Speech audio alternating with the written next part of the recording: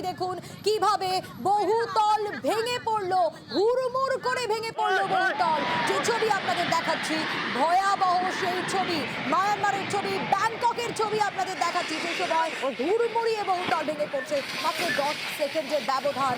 জোড়া ভূমিকম্প, বেলা 11:50 প্রথম ভূমিকম্প এবং দ্বিতীয় ভূমিকম্প বেলা 12:02। রিক্টার স্কেলে কম্পনের মাত্রা 7.7 এবং তারপর 7.1। ভূমিকম্পে মায়ানমারে প্রচুর ক্ষয়ক্ষতি। যে ছবি আপনাদের দেখাচ্ছি সে ছবি সত্যি ভয়াবহ। কতটা ক্ষয়ক্ষতির পরিমাণ, ঠিক কি হয়েছে, কিরকম পরিস্থিতি, আরো ডিটেল এ বিষয়ে জানবো। কারণ যে ছবি আমরা দেখতে পাচ্ছি একেবারে ভয়াবহ, কিভাবে বহুতল ভেঙে পড়েছে।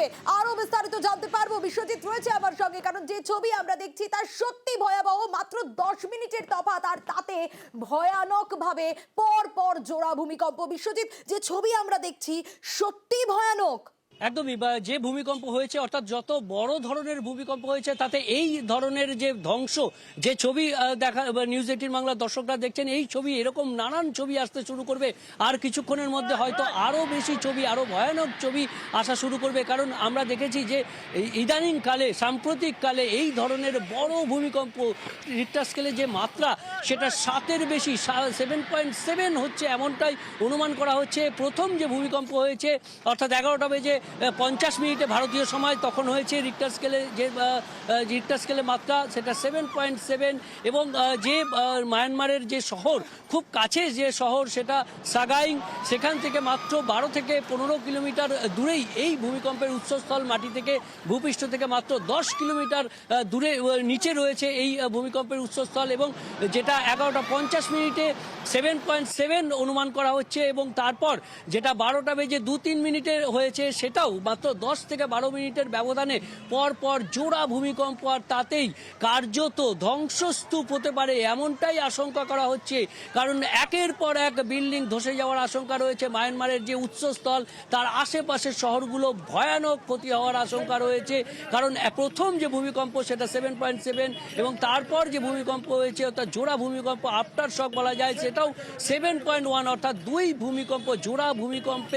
একটু তোমার কাছ থেকে জানতে চাইবো যে এই ভূমিকম্পের উৎসস্থল ঠিক কোন জায়গায়, আরো একবার একটু দর্শকদের জন্য জানতে চাইবো। কারণ যে ছবি আমরা দেখছি মানুষ রীতিমতো ছোটাছুটি করছে বাঁচার জন্য, প্রাণে রক্ষা পাওয়ার জন্য, কিন্তু যেভাবে বহুতল ভেঙে পড়ছে তাতে শুধু ক্ষয়ক্ষতিই নয়, বহু মানুষের প্রাণ চলে যাওয়ারও আশঙ্কা।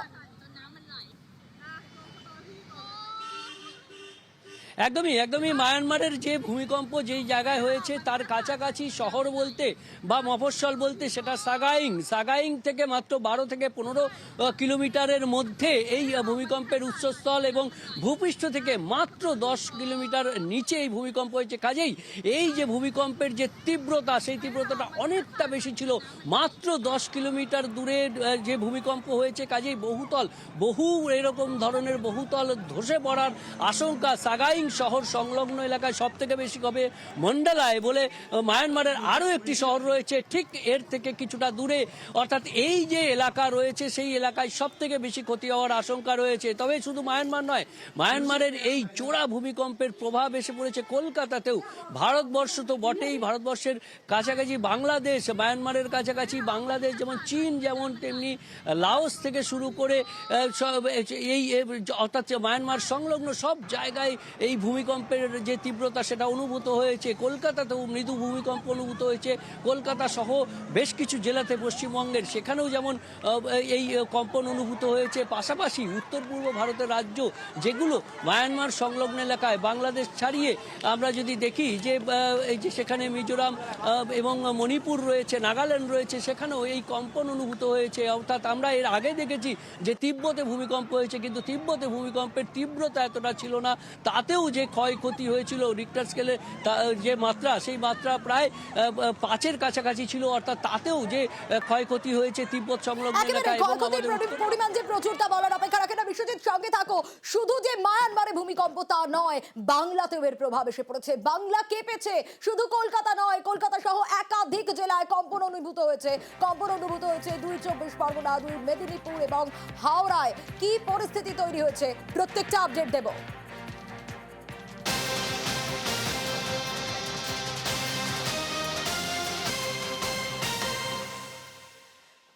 আপনাদের বলছিলাম মায়ানমারের যে ছবি, ব্যাংককের যে ছবি আমরা দেখছি তা এক কথায় ভয়াবহ। ভূমিকম্পে কেঁপে উঠেছে মায়ানমার, শুধু নয় বাংলাতেও প্রভাব পড়েছে। কিন্তু বাংলাতে ঠিক কি প্রভাব পড়েছে আরো ডিটেইলে বিষয় জানাতে পারবে, নজর রাখবো। সুজিত রয়েছে আমার সঙ্গে, সুজিতের কাছ থেকে আরো ডিটেইল জানবো, কারণ একাধিক জেলার মধ্যে 2 মেদিনীপুরও রয়েছে। সুজিত, অবিভক্ত মেদিনীপুর জেলা জুড়েই কিন্তু এই ছবি কি ছবি না, সেই ছবিতে দেখা যাচ্ছে একেবারে ভূমিকম্পের যে ছবি, সেখানে জল কম্পন দেখা গেছে, পুকুর থেকে নদী নালা সর্বত্রই দেখা গেছে জলের স্ফীতি ভাব, এবং তা দেখে কিন্তু রীতিমতো আতঙ্কিত হয়ে পড়েছেন এলাকার মানুষ। হলদিয়া থেকে হাউর কিংবা মহিষাদল, নন্দীগ্রাম, বিভিন্ন জায়গায় গোটা জেলা জুড়ে এই ছবি না ধরা পড়েছে।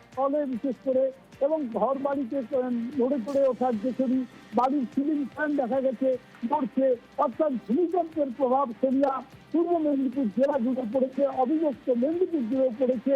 সেখানে পুকুরে মানুষ কম রেখেছেন, দেখছেন জল একেবারে বলা যায় ঢেউ দিচ্ছে, ঢেউয়ের আকার নিচ্ছিল, যা দেখে রীতিমতো আতঙ্কিত হয়ে পড়ে মানুষ, ভয় পাচ্ছিলেন। তবে আসার কথা এটাই যে খুব বড় সড় রকমের যে বিপর্যয়, যে ছবি ভিন্দেশে দেখা যাচ্ছে বিভিন্ন জায়গায় যদি দেখাচ্ছ আমরা দেখাচ্ছি, সেখানে কিন্তু পূর্ব মেদিনীপুরের ছবিটা হয়তো তার থেকে অন্তত ভালো, কারণ ভূমিকম্পের যে ঘটনা সেটা যেমন ঘটেছে, জলের শীত ভাবটা যেমন দেখা গেছে, ঢেউয়ের আকার নিয়েছে পুকুরের, সাধারণ পুকুরের জল, সেখানে কিন্তু এই যে বড় সড়ো ক্ষয়ক্ষতি হয়নি, এটাই বাঁচোয়া। তবে আতঙ্কের একটা পরিবেশ কিন্তু দ্রুত ছড়িয়ে পড়ে, এবং এই হোয়াটসঅ্যাপ, ফেসবুকের একেবারে সুজিত, আতঙ্কের পরিবেশ তৈরি হয়েছে সেখানকার মানুষের মনে। কিন্তু আমরা তো দেখাচ্ছিলাম পূর্ব মেদিনীপুরের ছবি, এছাড়াও আরো ছবি দেখাবো আপনাদের, কারণ আমাদের রাজ্যে প্রভাব পড়েছে কিভাবে, জলের কিরকম অবস্থা, জল দেখে সাধারণ মানুষ আতঙ্কিত। বিভিন্ন পুকুরের জল, বিভিন্ন জায়গায় বারুইপুরের ছবি আপনাদের দেখাচ্ছি, এবং সেই ছবিতে বোঝা যাচ্ছে যে এই ছবি দেখার পরই কিন্তু এইভাবে, এই ছবি দেখার পর সাধারণ মানুষের মনে একটা আতঙ্ক তৈরি হয়েছে, কারণ মায়ানমারের এই ভূমিকম্প আর তাতে বাংলায়ও প্রভাব পড়েছে। বারুইপুরের পর আরো একটা ছবি দেখাবো আপনাদের, ক্যানিং এর ছবি দেখাবো। দেখুন ক্যানিং এর সেই ছবি, কিভাবে জলের অবস্থান, সেই জলের এই রকম অবস্থা দেখেই কিন্তু সাধারণ মানুষ সেখানে বুঝতে পেরেছে, এবং একটু কম্পন হলেও অনুভূত হচ্ছে কোথাও কোথাও বিভিন্ন প্রান্তে এ রাজ্যের বিভিন্ন জেলায়। হঠাৎ আতঙ্কের মধ্যে আছে, একটু জলকম্প হচ্ছিল, ভূমিকম্প হচ্ছিল, হসপিটালে এসেছি আমরা, একটু মাথা ব্যথা চলছিল। এই ঘটনার পরে কতটা আতঙ্কে রয়েছেন? একটু আতঙ্কের মধ্যে ছিলাম, এখন একটু হালকা ইয়ে হয়েছে, এখন তো আতঙ্ক আছে এখন।